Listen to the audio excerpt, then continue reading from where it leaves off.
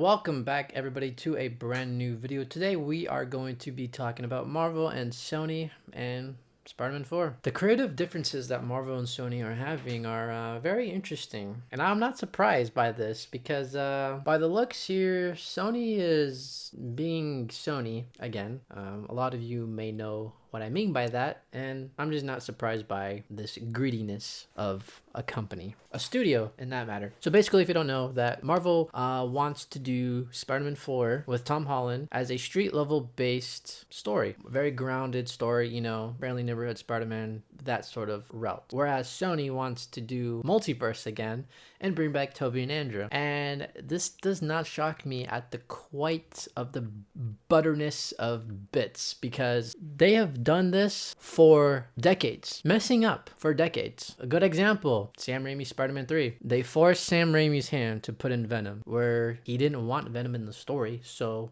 because the kids are going to love Venom, and they were thinking about the profit and the money side, right? Merchandise, profiting off Venom. Everybody wants Venom. And then look what happened. You give a guy something to work with, but he didn't want to work with it in the first place. I mean, that's the result you got. And then they wonder why. And then they wonder why exactly. Well, where did we mess up?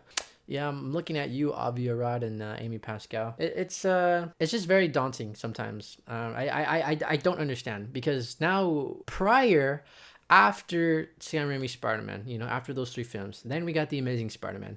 Those didn't do so good, you know, in the box office. Those failed. And so now they went crying to Disney and Marvel, made a deal with them to bring Spider-Man into the MCU. And given that opportunity to make that deal, Spider-Man has been more successful than he has ever been in film and television. And that's why he's just better off with Marvel. At this point, Sony, they are literally just mistreating the character. And I just... Now you could say, well, hold on there. Before you go on and around about that, what about the Spider-Verse movies, you know, with Miles Morales? You have to understand, yes, they own the character, right? They own the film rights to Spider-Man, but that's an animation team. Yeah, it's in Sony, but that's an entirely different team, right? So I'm talking more so about the live action team who handles, you know, the live action movies and what they have going on in the live action movies, because it's really the writers. It really comes down to the writers, and you could say the directors as well, but more so the writers. The writers that they have on Spider-Verse have a really good track record of really good, well-written movies.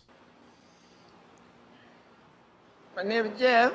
And when it comes to live action, it's kind of like Sony is just trying to cash grab any movie they can. You have to understand as well, Spider-Man has an amazing rogue gallery of characters within his belt. He has amazing villains. He has amazing side characters that all have depth and complexity and layers, humanity in these characters. And you have Sony mistreating them, especially their golden boy. I don't understand the mind behind him. You know, it just gets me really frustrated at this point, because it's like, what is the end goal here exactly? You have Madam Web coming out, you have these Venom movies that are coming out, you have Morbius, then you have Craven this year. I mean, well, first it's Madam Web and then Craven, but it's like, what is the end goal? So this kind of let's talk about Madam Web actually. So Madam Web, right, multiversal type character, right, in the Spider-Man lore and the Spider-Man comics, kind of weaves together the web of destiny, or, you know, the Spider-Verse, if you will. She is the one that kind of, you know, foresees the future with her clairvoyant powers, and they have Dakota Johnson playing this character, and I have to say, this doesn't really look all that good. And especially with the recent news with Sony wanting Spider-Man to be in this film, or Sony wanting to have a Spider-Man in their Sony-verse. And who would that be? Andrew Garfield, right? Tobey Maguire? Tom Holland? Surprisingly, no. At first, they were thinking about Andrew Garfield, right, being the Spider-Man of their little Sony-verse they got going on there. You know, little villain-verse. With gonna hang out with the vampire Jared Leto and logoless Tom Hardy Venom. Yeah, they were gonna have Andrew Garfield a part of that universe. And I'm just thinking to myself, okay, please, let's not have Andrew Garfield be a part of that universe. You guys already done effed him over, right, with the second film. He didn't want to come back for a third film. And I feel like if Marvel and Disney Disney aren't all involved in a project, Andrew Garfield nor Tobey want to be involved unless it's with Disney and Marvel. Because just look at No Way Home as a film, right? I mean, we could go into No Way Home and, you know, people saying that it was nostalgia bait. That's a whole other type of video, but I won't get into it. But it did make $1 billion, so it did something good.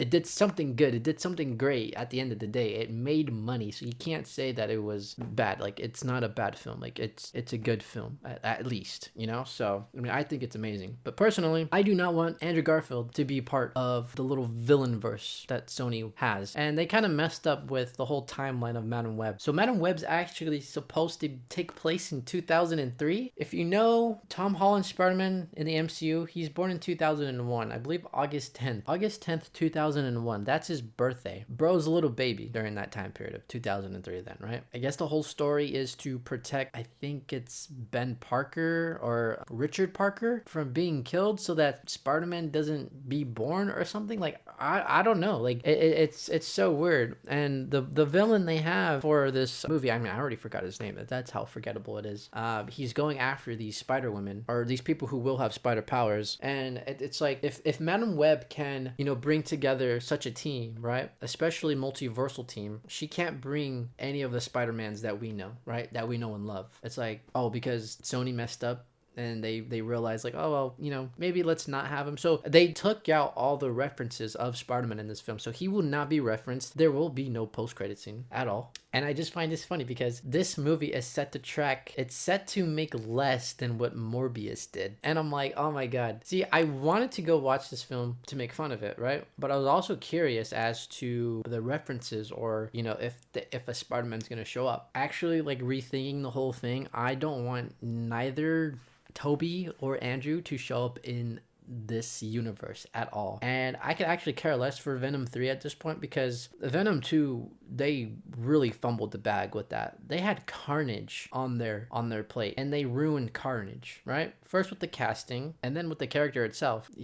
That was not Carnage. That was like Venom on cocaine. Like, that wasn't really truly Carnage, if you know what I'm talking about. Like, Carnage is he's worse than Venom, super worse. Like, Venom actually has a heart, but Carnage has no soul.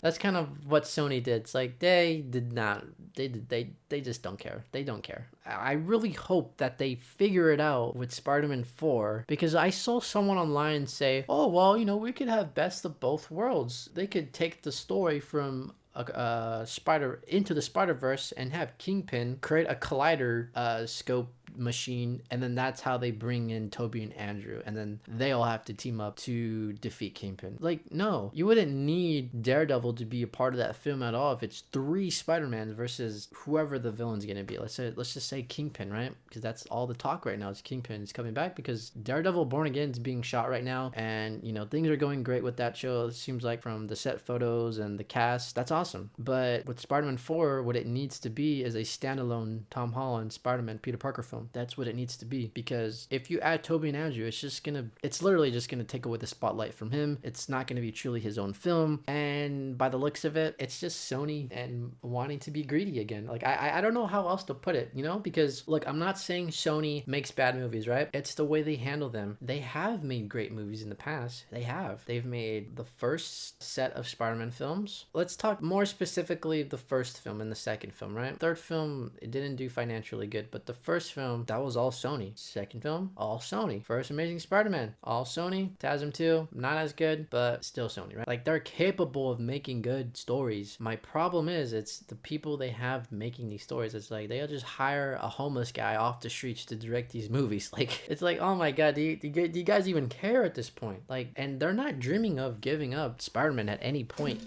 Oh God.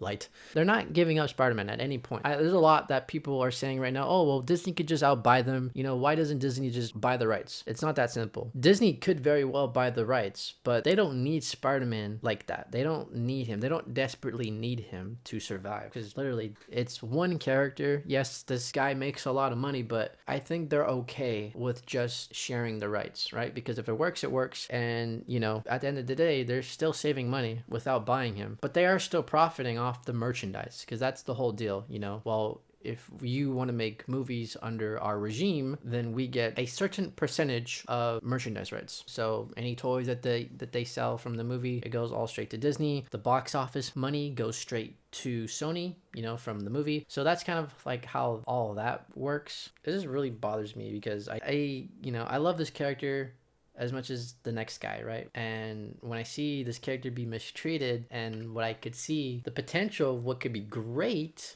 it's like, all right, come on, Sony, what are y'all doing now? This brings me to my next point. There's a sort of curse, right, in the Spider-Man lore when it comes to the films, right? When we're creeping up on a third film or a fourth film, you know, sort of like a finale type film, you know, or a continuation of some sort, there's worry to be there for that film being bad. Look at the track record. Spider-Man 3, bad. The Amazing Spider-Man 2, bad. And I mean financially, I don't mean in the story like it's dog shit. Like, I mean just the way it was handled. You can say for Spider-Man 3 and TASM 2, both had too many characters, both had too many storylines going on, right? It needs to be just one singular story, one villain. If they really want to push it, 2 max. No third villain, no none of that. Just 2. But really just one villain.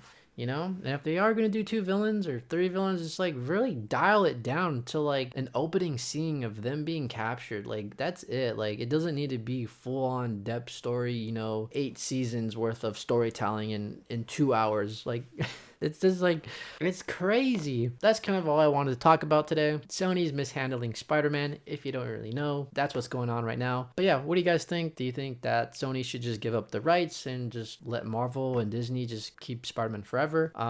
Or do you think that they will come to their senses and actually get their crap together and start making good movies? Who knows? Only time will tell. So anyways, that's the video, and I'll see you guys later. Peace.